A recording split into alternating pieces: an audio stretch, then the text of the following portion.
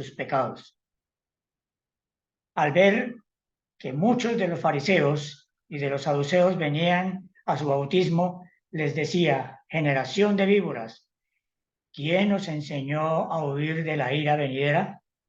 Haced pues frutos dignos de arrepentimiento y no penséis decir dentro de vosotros mismos: Abraham tenemos por padre, porque yo os digo que Dios puede levantar hijos a Abraham de estas piedras. Y ya también el hacha está puesta a la raíz de los árboles. Por tanto, todo árbol que no da buen fruto es cortado y echado en el fuego. Versículo 11. Yo a la verdad os bautizo en agua para arrepentimiento, pero el que viene tras mí, cuyo calzado yo no soy digno de llevar, es más poderoso que yo. Él os bautizará en Espíritu Santo y fuego. Su aventador está en su mano y limpiará su era y recogerá su trigo en el granero y quemará la paja en fuego que nunca se apagará. Entonces dejamos por ahora la lectura aquí hasta el versículo 12 y posteriormente leeremos los versículos finales de este capítulo, el cual consta de 17 versículos. Bien, hermanos, les invito a que pongamos este tiempo en las manos del Señor. Nuestro amado Dios y Padre, te damos muchas gracias por la oportunidad maravillosa que tenemos de estar delante de ti, por el privilegio tan grande que tenemos de tener tu palabra, de leerla, de escudriñarla, de estudiarla, y pedimos, Padre amado, la dirección de tu Santo Espíritu para que por medio de tu palabra hables a nuestro corazón, para que por medio de tu palabra tú nos instruyas, nos enseñes, pero que no solamente sea algo que quede ahí en el recuerdo como algo más de teoría, sino que podamos aplicarla a nuestra vida para que dé fruto a su tiempo para la honra y la gloria tuya. Nos encomendamos de ti, ante ti, nuestro Padre, dándote las gracias en el nombre del Señor Jesús. Amén. Bien, hermanos, entonces, este capítulo 3 se titula Predicación de Juan el Bautista o el ministerio público de Juan el Bautista. Aquí Juan hace su aparición, o en este capítulo Mateo empieza hablando de Juan el Bautista sin dar más detalles sobre este personaje, sobre Juan, como si lo hace el Evangelio de Lucas, que da una introducción muy detallada en cuanto al nacimiento, el anuncio a Zacarías y a Elizabeth en cuanto al nacimiento de Juan el Bautista, el propósito del nacimiento de Juan el Bautista, de manera que cuando estemos allí en el Evangelio de Lucas, si el Señor lo permite, pues veremos todos estos acontecimientos, pero Mateo simplemente lo introduce en su ministerio como el Bautista. Se conoce como Juan el Bautista no porque el Bautista sea su apellido, sino por el ministerio que él ejercía, que era el bautismo del arrepentimiento en el pueblo de Israel, en el río Jordán. Juan el Bautista nació aproximadamente entre el año 6 y 7 antes del Señor Jesucristo. Sus padres, Zacarías, quien era sacerdote, y Elizabeth, ambos ya muy ancianos, y además Elizabeth era estéril, como lo dice allá en el capítulo 1 de Lucas. De manera que el nacimiento de Juan el Bautista fue pues todo un acontecimiento, ¿no? Porque Zacarías entra al servicio sacerdotal, y estando allí el ángel del Señor se le presenta y le anuncia en cuanto al nacimiento de Juan y el propósito del nacimiento de Juan. Sabemos que queda mudo durante todo el tiempo del embarazo de Elizabeth hasta que Juan nace y puede él recobrar su voz. Entonces el propósito de Dios era que Juan el Bautista fuese el precursor o quien preparara el camino del Mesías prometido para el pueblo de Israel, para el pueblo de Dios. hubo 400 años de silencio entre el Antiguo Testamento y el Nuevo Testamento, pero aquí entonces empieza a correr el reloj nuevamente para el pueblo de Israel, para el pueblo de Dios, para el pueblo que Dios había escogido desde tiempos antiguos. Miramos entonces el mensaje de Juan el Bautista en los primeros 2 versículos. Dice, en aquellos días vino Juan el Bautista predicando en el desierto de Judea y diciendo, arrepentidos porque el reino de los cielos se ha acercado. Juan entra en escena predicando en el desierto de Judea. El mensaje de Juan era un llamado al arrepentimiento. Quizá ya al estar allí en el río Jordán por algún tiempo, iba como atrayendo a la gente, ganando algunos adeptos y despertando en la gente la curiosidad de este hombre que estaba allí bautizando y pregonando el mensaje del reino de Dios, del reino de los cielos. Entonces Juan el Bautista, podríamos decir que es el puente que comunica el plan salvador de Dios en el Antiguo Testamento con la obra salvadora de Dios en la persona y la obra del Señor Jesucristo en el Nuevo Testamento. ¿Y cuál era el mensaje de Juan? Arrepentidos o arrepiéntanse.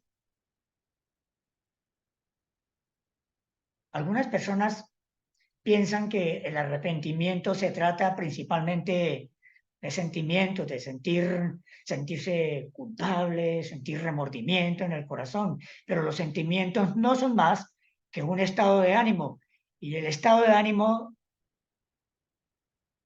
varía muchas veces al día en una persona, dependiendo en el ambiente en que se encuentre, dependiendo de la actividad que ejerza, dependiendo de las adversidades por las que esté pasando, de la presión, etcétera.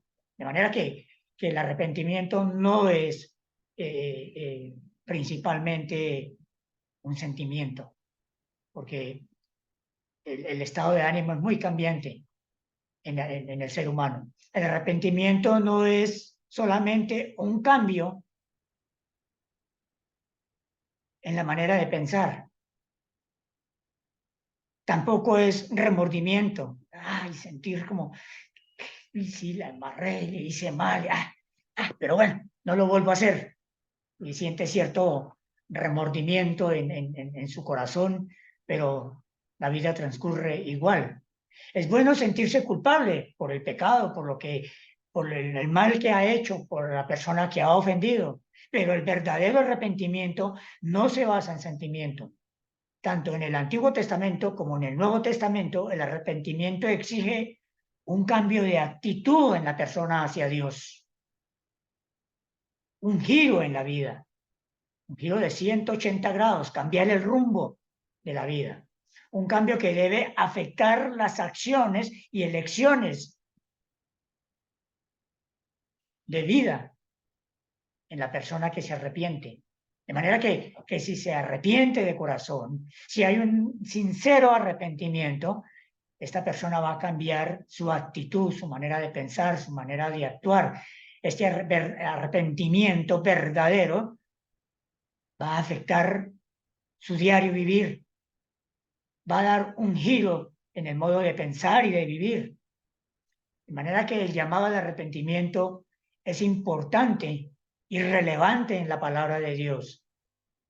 Y es esta la primera palabra usada incluso por el mismo Señor Jesucristo, cuando empieza su ministerio público. Más adelante lo veremos en el capítulo 7. En el capítulo 3, el capítulo 7, creo que es, sí, donde el Señor dice, arrepentíos, porque el reino de los cielos se ha acercado. ¿Cierto? Juan lo utiliza aquí, arrepentíos, porque el reino de los cielos se ha acercado. Y el Señor Jesús también en su ministerio público fue las primeras palabras que pronunció.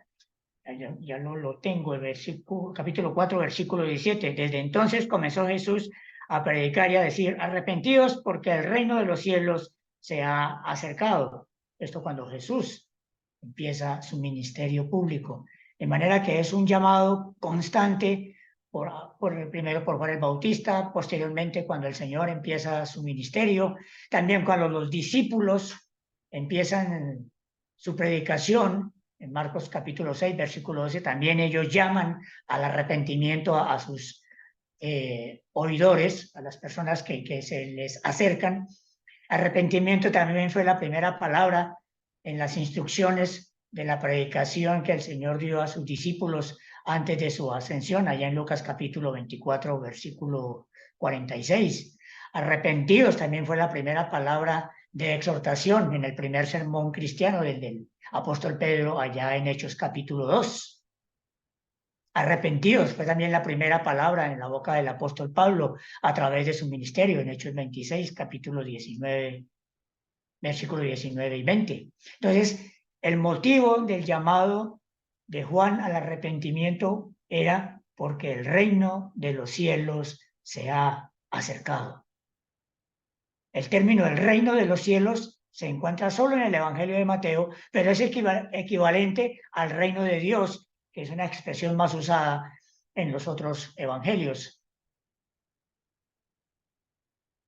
Y Juan quería que la gente supiera que el reino de los cielos estaba cerca, pero muy cerca, más cerca de lo que se imaginaban. Quizás lo veían como a un futuro, que como que aún tardaba algún tiempo, pero estaba muy cerca en la persona de Jesús, el Mesías prometido al pueblo de Israel, quien pronto, muy pronto, se manifestaría como el Hijo amado del Padre, como encontramos en el versículo 17 después del bautismo del Señor, donde el Padre dice: este es mi Hijo amado, en el cual tengo toda complacencia.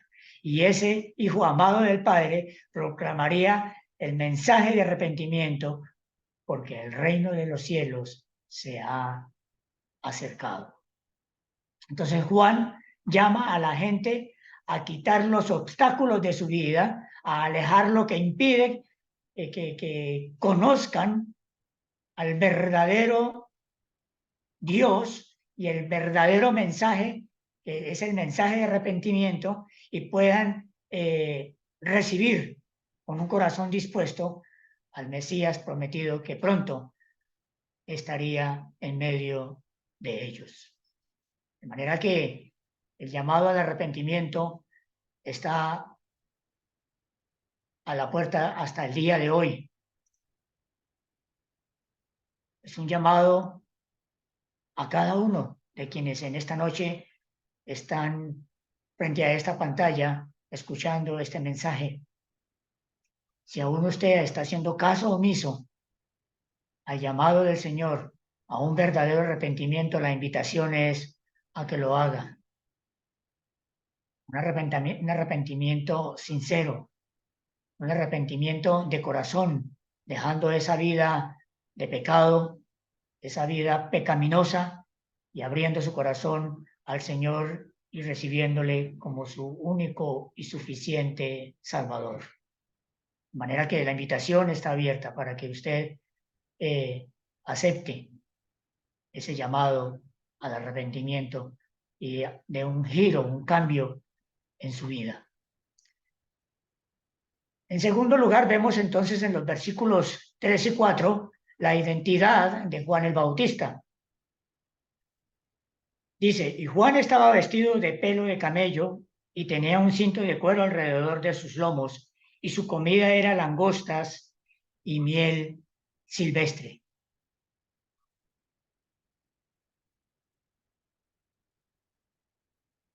Interesante que Juan viene con un propósito: preparar el camino del Señor, enderezar las sendas que estaban torcidas, esas sendas antiguas, el camino de Dios. Y aquí Mateo usa el pasaje de Isaías 43 y también las profecías que se encuentran en Malaquías capítulo 3 sobre el mensajero que prepararía el camino delante del Señor. para identificar o para mostrar a Juan el Bautista como el precursor profetizado por los profetas en el Antiguo Testamento, como dije, Isaías y Malaquías. Y en este sentido, el propósito de Juan era preparar. ¿Preparar qué? El camino, preparar los corazones de la gente para el Mesías que pronto, muy pronto, haría presencia en el pueblo de Dios, en el pueblo de Israel. Entonces, el propósito de Juan era preparar los corazones de la gente para ese Mesías y comenzar, o mejor, concientizar a la gente de pecado, de que eran culpables y que necesitaban arrepentirse para recibir la salvación por medio del Mesías.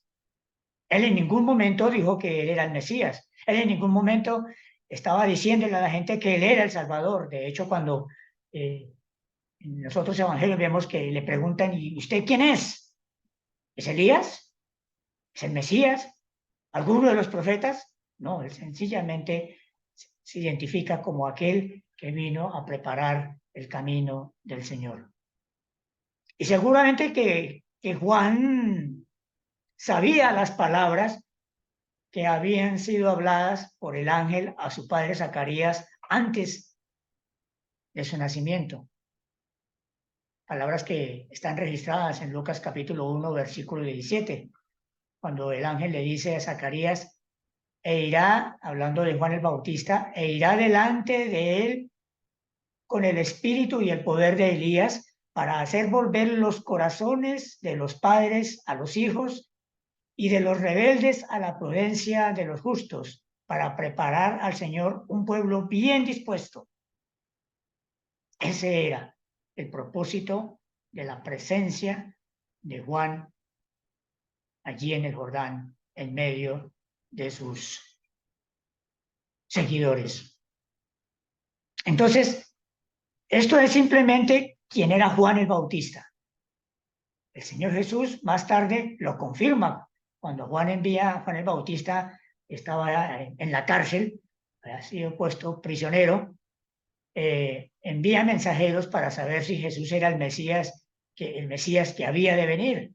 Y entonces el Señor dijo de Juan allí a las multitudes en Mateo capítulo 11, versículos 7 al 14. Dice, mientras ellos iban, comenzó Jesús a decir de Juan a la gente, ¿qué salisteis a ver al desierto? ¿Una caña sacudida por el viento? ¿O qué salisteis a ver? ¿Un hombre cubierto de vestiduras delicadas? He aquí, los que llevan vestiduras delicadas en las casas de los reyes están. ¿Pero qué salisteis a ver? Vuelve y pregunta el Señor a las multitudes. ¿A un profeta?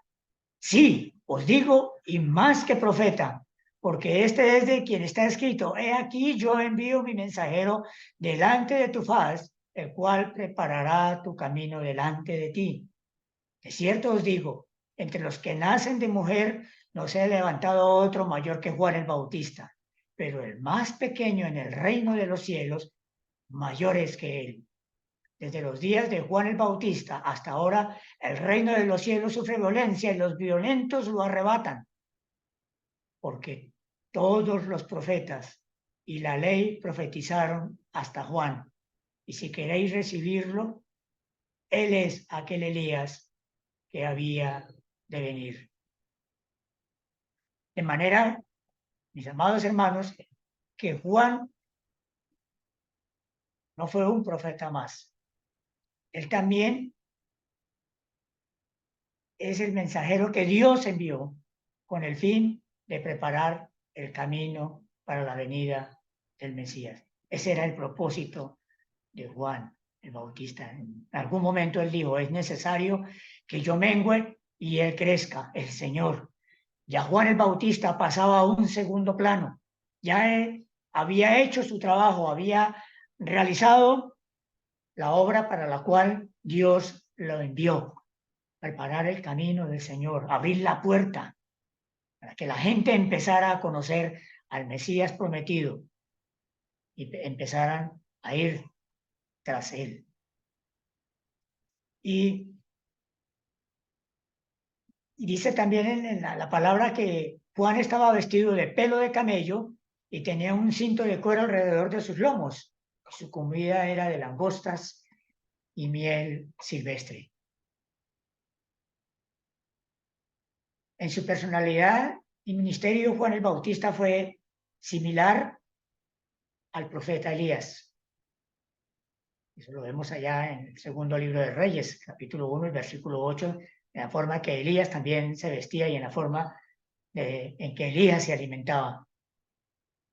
Y Juan, sin temor, llamó al pueblo al arrepentimiento, usando un lenguaje fuerte, un lenguaje pesado, que quizás si hoy día usásemos ese lenguaje desde el púlpito o en la plaza pública, nos insultarían, se burlarían de nosotros, hasta quizás nos golpearían porque la gente no se aguantaría que les dijeran víboras, pecadores, etcétera, etcétera. Y seguramente la manera también de vestir y su alimentación, más que también el mensaje, no era como muy normal para la gente. De manera que Juan llamaba la atención por donde quiera que iba, por su mensaje, por su manera de vestir, por su alimentación, por lo que hacía, bautizando allí en el río Jordán. La gente se inquietaba. Quizá la gente sentía curiosidad y la gente le seguía por lo que fuera. Algunos eran reargüidos, algunos se sentían culpables, se arrepentían y eran bautizados porque Juan practicaba el bautismo del arrepentimiento, con el propósito que Israel se volviera de sus pecados, de su mal camino, de su idolatría y reconocieran el pecado y dispusieran su corazón para recibir el mensaje del Evangelio a través del Señor Jesucristo. Hermanos, esto nos debe hacer reflexionar a nosotros el estilo de vida de Juan el Bautista. Nosotros también debemos llamar la atención. Nosotros también debemos ser diferentes, que la gente al vernos vean personas que no son del común, que no nos vestimos como los demás, que no hablamos como los demás, que no frecuentamos los lugares que frecuentan los demás,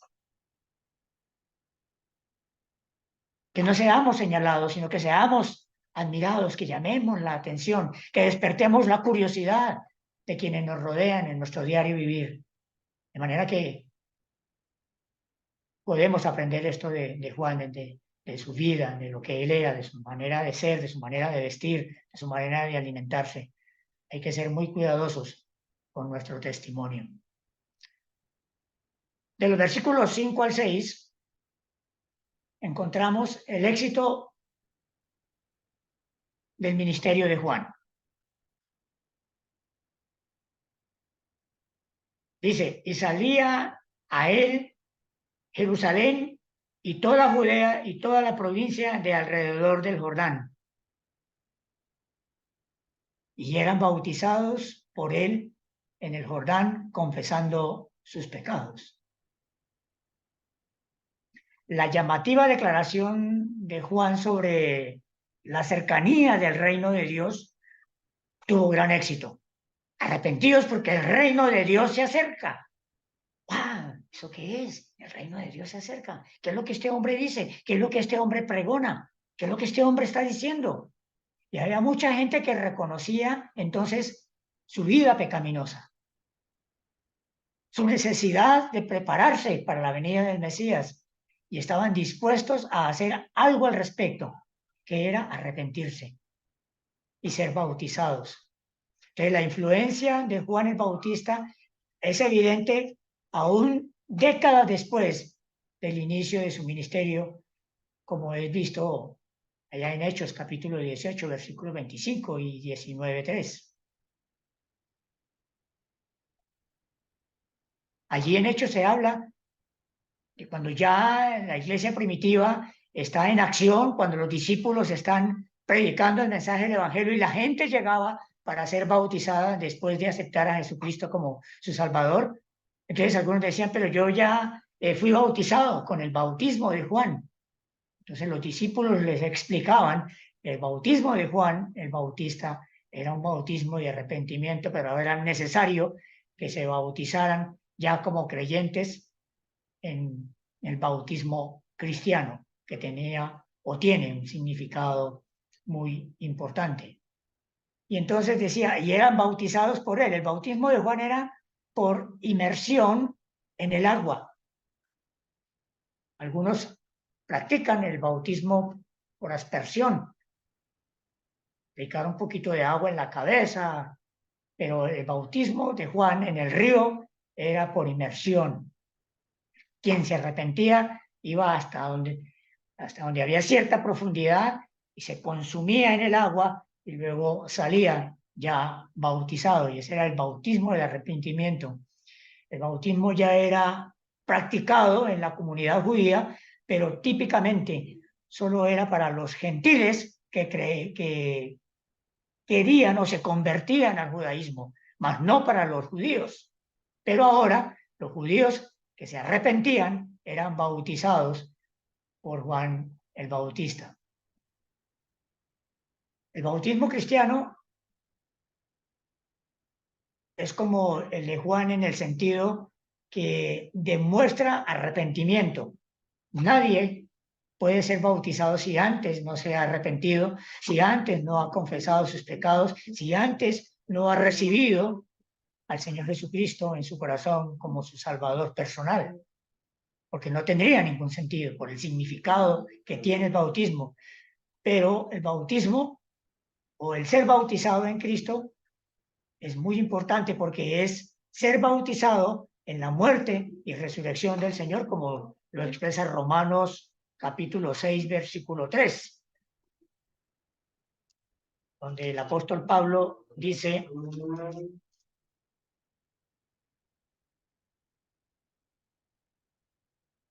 Romanos capítulo 6, versículo 3, el apóstol Pablo pregunta: ¿o no sabéis que todos los que hemos sido bautizados, incluyéndose él, en Cristo Jesús, hemos sido bautizados en su muerte? ¿Por qué?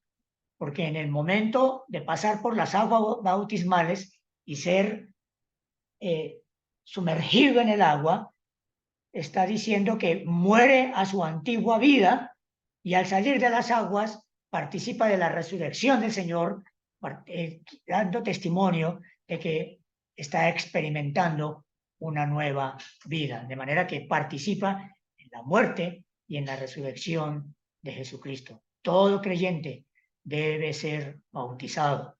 El Señor Jesús lo hizo para dejar el ejemplo a la iglesia hoy día. Los versículos 7 al 12 hablan de la confrontación de Juan con los fariseos y los saduceos, estos dos grupos religiosos que fueron enemigos no solo de Juan el Bautista, sino posteriormente del Señor, de los discípulos, y aún cuando empieza a formarse la iglesia primitiva. Veamos los versículos 7 al 12. Dice: al ver él que muchos de los fariseos y de los saduceos venían a su bautismo, les decía: generación de víboras, ¿quién os enseñó a huir de la ira venidera? Haced pues frutos dignos de arrepentimiento. Haced pues frutos dignos de arrepentimiento. Y no penséis decir dentro de vosotros mismos: Abraham tenemos por padre, porque yo os digo que Dios puede levantar hijos a Abraham aún de estas piedras. Y ya también el hacha está puesta a la raíz de los árboles. Por tanto, todo árbol que no da buen fruto es cortado y echado en el fuego. Versículo 11. Yo a la verdad os bautizo en agua para arrepentimiento, pero el que viene tras mí, cuyo calzado yo no soy digno de llevar, es más poderoso que yo. Él os bautizará en Espíritu Santo y fuego. Su aventador está en su mano y limpiará su era, y recogerá su trigo en el granero y quemará la paja en fuego que nunca se apagará. Empieza entonces diciendo Juan que al ver que muchos de los fariseos y de los saduceos venían porque se sentían atraídos al ver lo que estaba sucediendo. ¿Qué pasa aquí? Aquí hay algo que está como afectando a la sociedad, al pueblo. Entonces ellos empiezan a sentirse incómodos e inquietos por lo que está sucediendo, por la predicación de Juan, por el bautismo que Juan está realizando allí en el Jordán. Estos dos grupos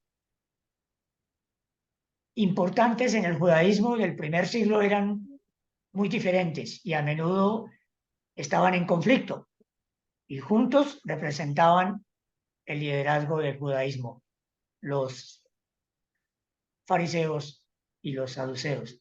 Los fariseos formaban una comunidad de hombres laicos que era muy popular entre la gente común y tenían conexiones con las sinagogas locales. Mantenían en las sinagogas enseñando a la gente, a las multitudes, y estos personajes se caracterizaban principalmente por la escritura, perdón, por la estricta obediencia a numerosas tradiciones extrabíblicas, por decirlo de alguna manera, como medio para aplicar la ley en la vida cotidiana. El Señor alguna vez les dijo, fariseos y saduceos hipócritas, imponían cargas a la gente que ni ellos mismos llevaban. Querían que la gente cumpliera con ciertos ritos, con ciertas reglas, con ciertas cosas, pero ellos mismos las violaban, no las cumplían. Pero eso les hacía sentir bien. De ahí su calificativo de fariseos. Y los saduceos eran un grupo reducido cuya autoridad provenía de sus responsabilidades en el templo. Se distinguían de la gente común gracias a su influencia aristocrática y sacerdotal y su colaboración con el gobierno era muy buena. Iban de la mano con el imperio romano que en ese momento estaba ejerciendo, estaba gobernando toda esta región. De manera que ellos iban muy de la mano con los políticos. Y Juan, conociendo los antecedentes de estos dos grupos, pues reacciona diciéndoles generación de víboras. Uf, palabras muy fuertes. ¿Quién os enseñó a huir de la ira venidera? ¿Por qué están aquí? ¿Acaso también quieren arrepentirse de sus pecados, de su hipocresía, de sus falsedades y ser bautizados? Los recibió, como decimos coloquialmente, con dos piedras en la mano. Entonces Juan acusa a estos líderes religiosos de víboras. Y el significado de las víboras era, o es muy fuerte en la palabra de Dios. Las víboras son conocidas por sus movimientos sutiles y sus ataques letales. Vemos el ejemplo allá en Génesis, cómo la serpiente engañó en el huerto del Edén a Adán y Eva, muy sutilmente, con mucha sutileza. Ah, con que Dios os ha dicho, pero no, es que ustedes no saben toda la verdad. Mire, es bueno que ustedes sepan toda la verdad. Coman del fruto del árbol prohibido y verá que su entendimiento se va a abrir, el panorama de la vida va a ser diferente, sus ojos van a ser abiertos, vale la pena intentarlo, háganlo, con sutileza, con un ataque letal. Y así los trata Juan el Bautista a estos grupos religiosos, generación de víboras. Ustedes son muy astutos, son letales. Al parecer, Juan percibe en ellos el querer parecer interesados en el mensaje, al querer estar interesados en la venida del Mesías. pero luego con un corazón realmente arrepentido y preparado. Por lo tanto, Juan les pregunta, ¿quién os enseñó a huir de la ira venidera? La ira de Dios es eminente. La ira de Dios es eminente. Va a venir, tanto en este tiempo, el tiempo de Juan el Bautista, como ahora el tiempo que estamos viviendo actualmente y en el futuro. Dios no pasa por alto las injusticias de los hombres, dice la palabra de Dios, mas el que hace injusticia recibirá la injusticia que hiciere, porque no hay acepción de personas. En otras palabras, el que la hace, la paga. Hermanos, Dios es justo y de ira santa. Y Juan les pregunta, ¿quién os enseñó? ¿Quién les dijo que huyeran de la ira venidera? Hermanos, la ira de Dios es justa y es santa, y no es otra cosa sino la aplicación de su justicia por el pecado del hombre. Y existe una gran diferencia entre la ira de Dios y la ira nuestra. Nuestra ira es emocional, basada en sentimientos y es pecaminosa. Pablo dice a los Efesios en el capítulo 4, versículo 26, airaos, pero no pequéis. No se ponga el sol sobre nuestro enojo, ni deis lugar al diablo. De manera que nuestra ira va a estar siempre acompañada de pecado, pero la ira de Dios no. Dios es de ira santa. Esto lo estuvimos hablando y viendo en estos días en la conferencia de Puerto Yacá, hablando acerca de la bondad de Dios y de la ira de Dios. En el versículo 8, entonces Juan el Bautista continúa diciendo, haced pues frutos dignos de arrepentimiento. En otras palabras, si ustedes están verdaderamente arrepentidos, deben demostrarlo a través de su diario vivir, en su comportamiento, cambiando de modo de vida, cambiando de modo de pensar. Hermanos y amigos, el verdadero arrepentimiento es un cambio de dirección. Si vas de norte a sur, es girar 180 grados e ir de sur a norte. El versículo 9 dice, y no penséis decir dentro de vosotros mismos, les dice Juan el Bautista a estos dos grupos religiosos, Abraham tenemos por padre. Juan les advierte que dejen de confiar en su patrimonio judío porque deben arrepentirse realmente, que no pongan a Juan como pretexto. Es que somos hijos de Abraham, entonces estamos libres de cualquier cosa. No, Juan les dice, no usen a Abraham como pretexto.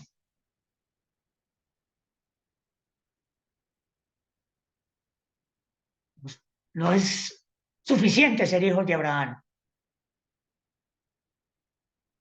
para ser hijos de Dios. Entonces, Juan les ataca donde más les duele. Y también dice el versículo 10, y también el hacha está puesta a la raíz de los árboles. Aquí Juan hace alusión a un leñador quien coloca su hacha en la raíz de un árbol con el fin de cortarlo. Si un árbol se corta a cierta distancia, vuelve a retoñar. ¿Por qué? Porque la raíz está en la tierra, está alimentándose de minerales y de la humedad y vuelve a retoñar y hay nuevas ramas y quizás nuevos frutos. Pero aquí Juan está diciendo, el hacha no está cortando el árbol en la parte de arriba, sino está puesta a la raíz para que el árbol muera.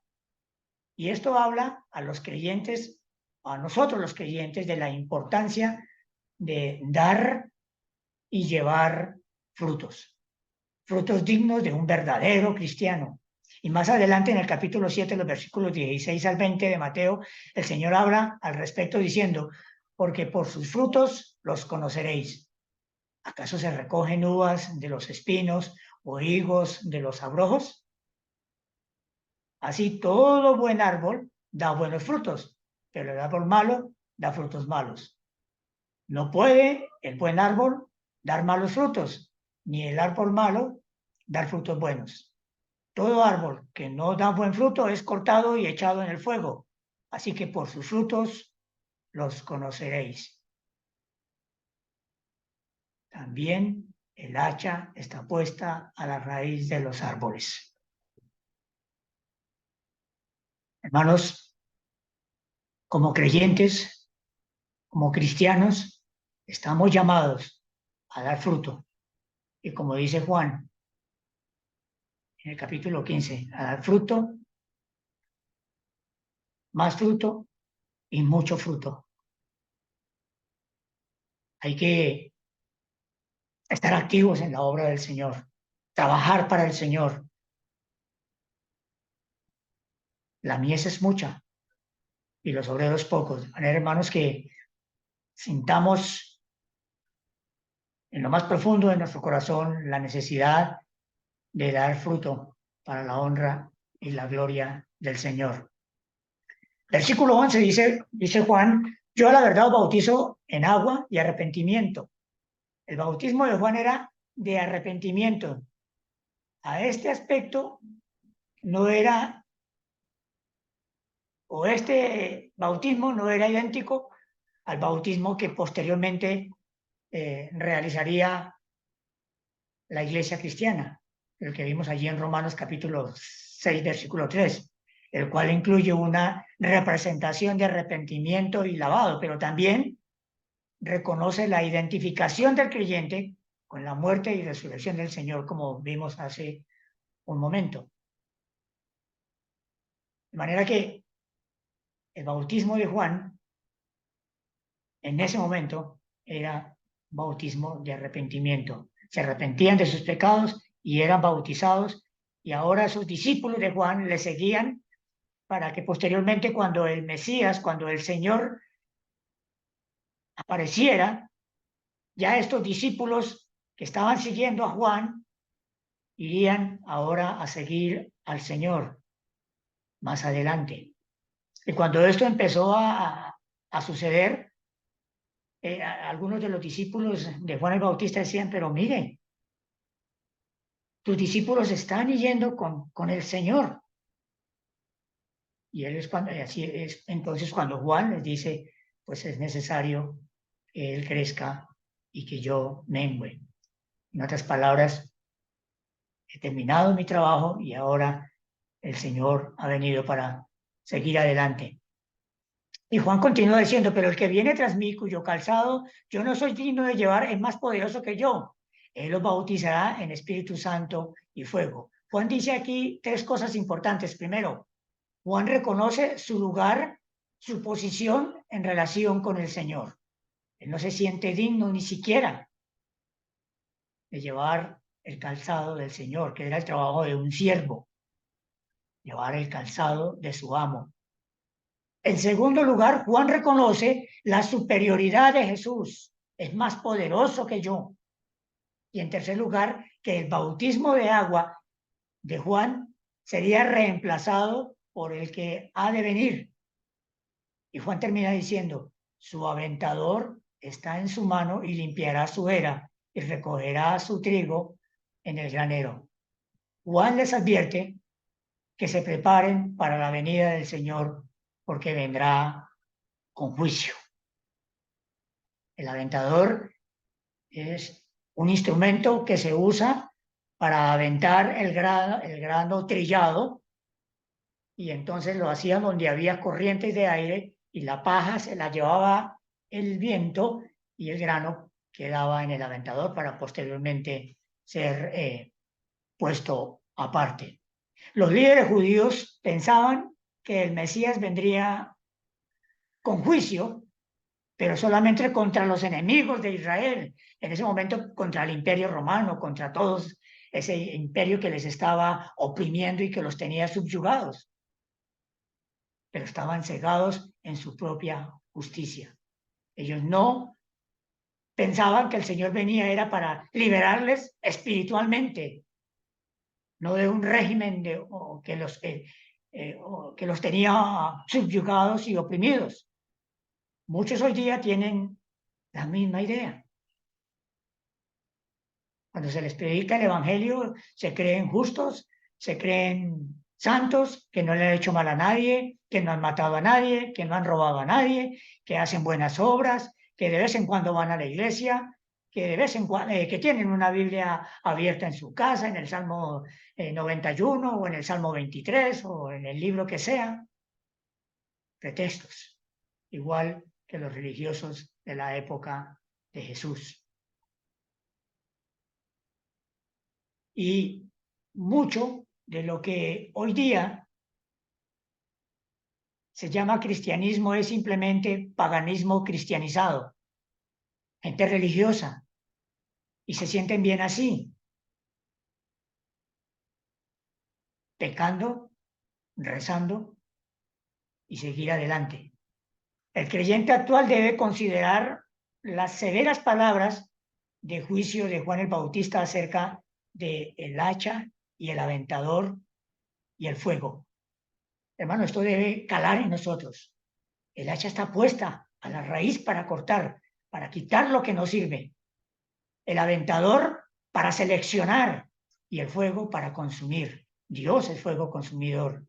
Sería de gran provecho tener en cuenta estos acontecimientos. Y terminamos leyendo los últimos versículos 13 al 17 que nos hablan acerca del bautismo del Señor Jesús. Entonces Jesús vino de Galilea a Juan al Jordán para ser bautizado por él. Mas Juan se le oponía diciendo, yo necesito ser bautizado por ti y tú vienes a mí.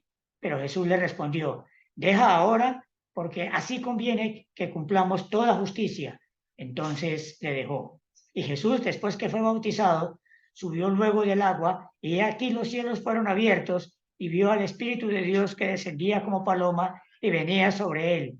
Y hubo una voz de los cielos que decía, este es mi Hijo amado, en quien tengo complacencia.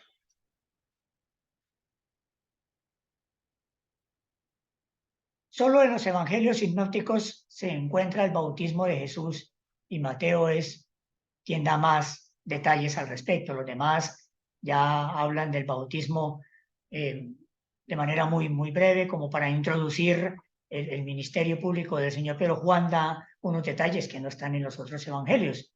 Y entonces Jesús vino de Galilea al Jordán para ser bautizado por él, por Juan. Mas Juan se le oponía diciendo, yo necesito ser bautizado por ti y tú vienes a mí. Notemos que dice, Jesús vino. Quizá nadie le obligó, quizás José, ni María, ni sus hermanos le dijeron, oiga, usted tiene que bautizarse porque usted es el Mesías prometido. Y Juan está bautizando por allá en el Jordán, vaya. No, el Señor en su momento fue a cumplir con esa escritura. Entonces él vino a Juan por su propia decisión, por su propia cuenta. Y esta es una aparición repentina. Antes no había aparecido el Señor en escena. Repentina y significativa. Después de muchos años del silencio.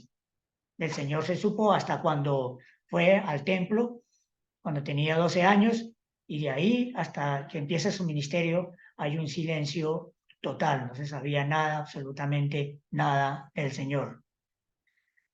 Pero es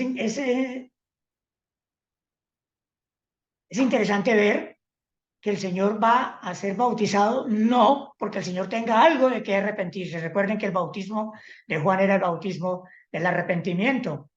Entonces, Juan está diciendo, Señor, ¿cómo, cómo se le ocurre que yo te bautice si tú eres el santo, el Mesías prometido? Yo soy quien necesita ser bautizado por ti, no tú de mi bautismo de agua. Y versículo 15. Entonces Jesús es bautizado, pero Jesús le respondió, deja ahora, porque así conviene que se cumpla toda justicia. Entonces le dejó. Así conviene que cumplamos toda justicia. Jesús entendía por qué debía hacerlo. Era porque debía cumplirse toda justicia. Debía cumplir con todo lo que Dios exige. Recuerden que el Señor dice en repetidas ocasiones en sus mensajes, era necesario hacer la voluntad del Padre. El hacer la voluntad del Padre era su deleite, de manera que el Señor debía cumplir con todos los planes que el Padre exigía. No era que el acto por sí mismo cumpliera con toda justicia, el acto del bautismo, sino que era otro paso muy importante en la misión de Jesús, el identificarse con los pecadores, no porque él fuera pecador, sino por identificarse con los pecadores. Era una manera de ponerse al nivel del pecador. Y a pesar de que no necesitaba arrepentirse ni purificarse, Jesús se identifica con el pueblo, se identifica con aquel pueblo que estaba escuchando a Juan el Bautista y a la vez dando un mensaje de que en adelante él daría salvación a toda la humanidad. En la segunda carta del apóstol Pablo a los Corintios, en el capítulo 5, el versículo 21, hablando del Señor Jesucristo, y dice, al que no conoció pecado, por nosotros lo hizo pecado, para que nosotros fuésemos hechos justicia de Dios en él. De manera que el Señor, al dar este paso del bautismo, se estaba identificando con los pecadores, poniéndose en el lugar de ellos, sin él necesitarlo, sin él ser pecador. Versículos 16 y 17. Entonces Jesús, después que fue bautizado, subió luego del agua y he aquí los cielos fueron abiertos y él vio al Espíritu de Dios que descendía como paloma y venía sobre él y hubo una voz del cielo que decía, este es mi Hijo amado en quien tengo complacencia. Los cielos fueron abiertos. Quizá muchos allí de los que estuvieron presentes en el bautismo del Señor vieron un resplandor especial en el cielo. Y era importante para Dios el Padre demostrar públicamente que el bautismo de su Hijo era testimonio, era importante en ese momento para todos los que estaban allí y para todos los que en adelante iban a seguir al Señor. Aquí encontramos a Jesús, el Espíritu de Dios y una voz de los cielos. Se encuentra claramente delineadas las tres personas de la Trinidad. Dios el Padre ama a Dios el Hijo y comunicó ese amor por Dios el Espíritu Santo, quien descendió en forma de paloma y se posa en el Señor y la voz desde el cielo, la voz del Padre diciendo, esto es mi Hijo amado en quien tengo complacencia. Él es mi deleite y Jesús, el Señor, es el deleite del Padre. El Señor estuvo dispuesto a hacer la voluntad del Padre aún en los momentos más difíciles, hasta la muerte. El Señor no quiso dejar nada suelto, ni hacer nada por su propia voluntad, aun siendo Dios mismo y teniendo el poder, quiso siempre ser el deleite del Padre y hacer la voluntad del Padre. Hermanos, el Señor nos bendiga y nos ayude cada día a hacer la voluntad del Señor. Esa debe ser nuestra oración diaria. Señor, ayúdame a hacer tu voluntad en este día que está empezando, en todas las cosas que emprendo a hacer. Oremos. Dios y Padre nuestro, gracias damos por tu palabra. Gracias por lo que podemos aprender a través de este capítulo 3 del Evangelio de Juan, por el testimonio de este hombre, por el mensaje de este siervo tuyo, por lo que él hizo y también por la aparición en escena de tu Hijo amado, el Señor Jesucristo. Padre, gracias por hablar a nuestro corazón. Gracias porque siempre tienes un mensaje fresco para nosotros y ayúdanos a que tu palabra sea una realidad, una vivencia en nuestro diario vivir. Padre, gracias por cada hogar, por cada familia aquí representado en cada uno de nosotros. Pedimos tu bendición y tu ayuda para cada uno y te damos las gracias en el nombre del Señor Jesús. Amén. Amén. Amén. Muchas gracias. Gracias, hermano Miguelito. Gracias al Señor por su palabra esta noche. Gracias, hermanito Miguel.